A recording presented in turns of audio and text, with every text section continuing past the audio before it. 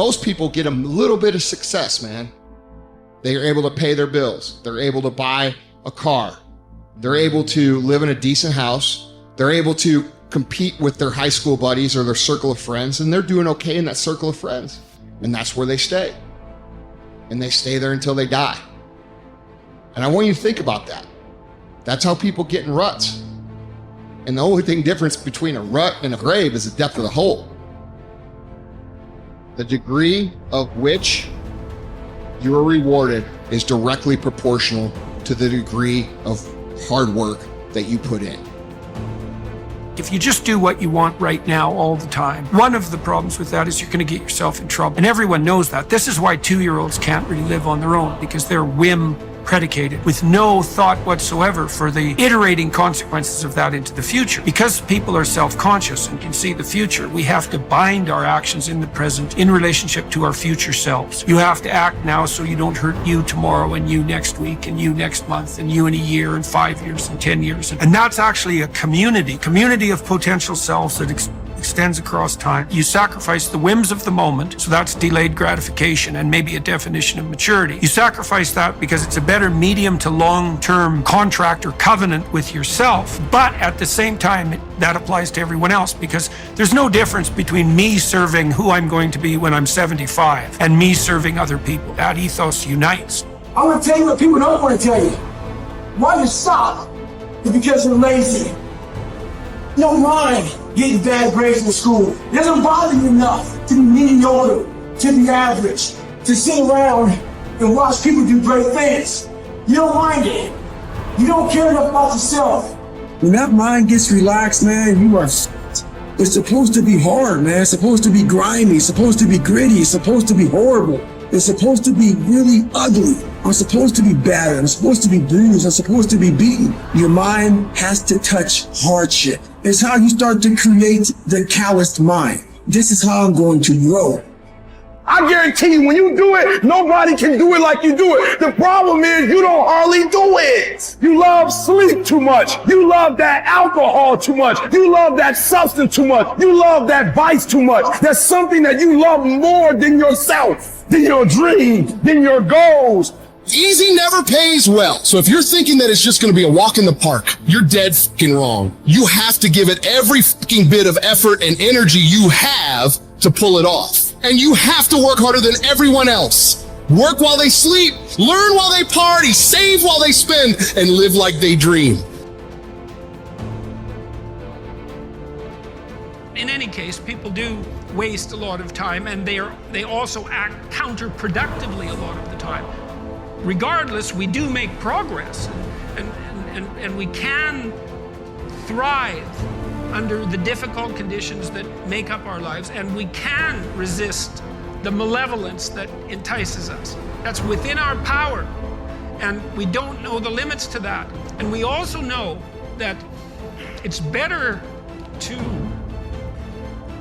we all know this, that it's better to live courageously than cowardly. Everyone knows that. That's what you teach people that you love.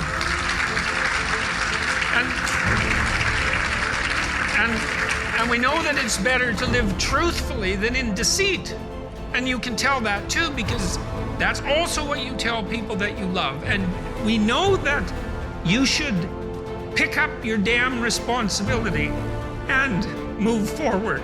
Everyone knows that. It's part of our intrinsic moral nature. And that nature is there. And it's not difficult to communicate to people about this. Like, everyone knows that you wake up at 3 in the morning when you've let your life go off the rails, and that you berate yourself for your uselessness and your cruelty and your failure to take the opportunities that are in front of you. And if you were the master in your own house, in some sense, the captain of your own destiny, if there was no intrinsic nature, well, that would never happen. You'd just let yourself off the hook. There'd be no voice of conscience tormenting you. But no one escapes from that. And what that indicates to me is that, at least psychologically, We live in a universe that's characterized by a moral dimension, and we understand that well, and that moral failings have consequences, and that they're not trivial. They destroy you. They destroy your family. They destroy your community. And you can tell people that, and they listen because they know. They don't know they know.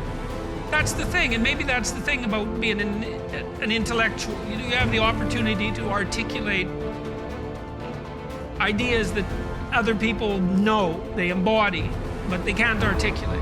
And that's what people tell me. They say, well, you help me give words to things that I always knew to be true but couldn't say. Or they say, I've been trying to put some of your precepts into practice.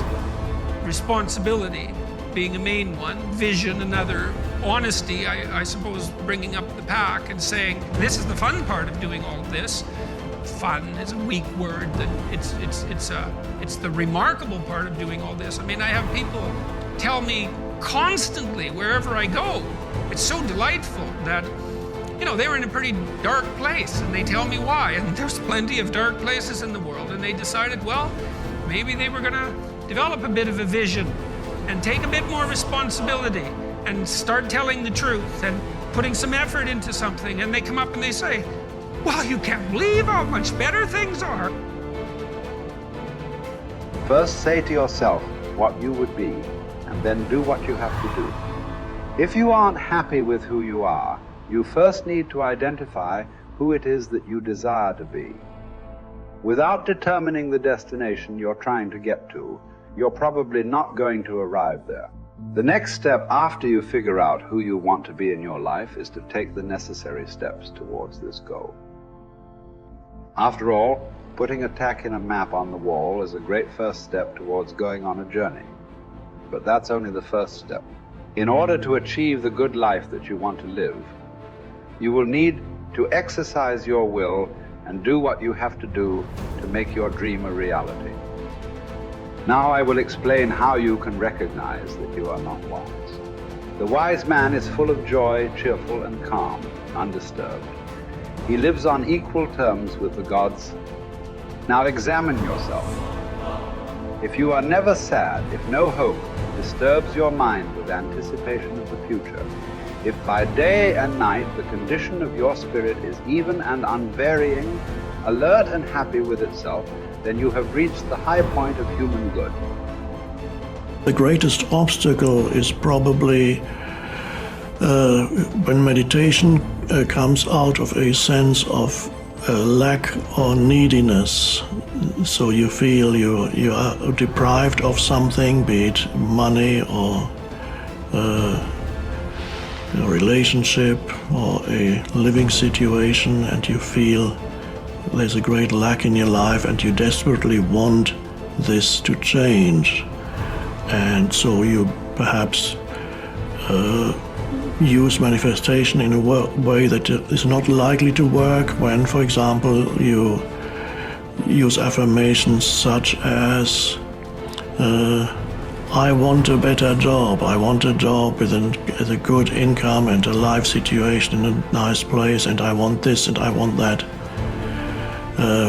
By making these statements, you're actually, by implication, saying that you don't have it. So you're also, by saying that you're there's a reverse side to your statement, I want, and on the reverse side of the statement, I want, there is the statement, I don't have, and I need. And similar things, please give me, if you pray to maybe God, maybe you pray to Jesus, maybe you pray to Buddha. They do that in Buddhist countries. Maybe you pray to a saint or whatever it is, or you pray to the universe and say, please, universe, please give me this, please give me that. That also doesn't work very well. If it works, it could be accidentally, who knows, but usually that greatly diminishes your power of manifestation, because the manifestation practice arises out of a state of lack or neediness. So there's no powerful manifestation there. The secret of manifestation is expressed in one simple statement by Jesus, and that encapsulates all the books that have been written on manifestation and will ever be written on manifestation. It's just one simple sentence. It says, when you pray for something, believe that it has been given, or that you already have it, and then you will receive it. So the important thing is, he doesn't say believe that you will receive it. He says believe that you have received it. So there, the secret is hiding in that statement, believe that you have received it.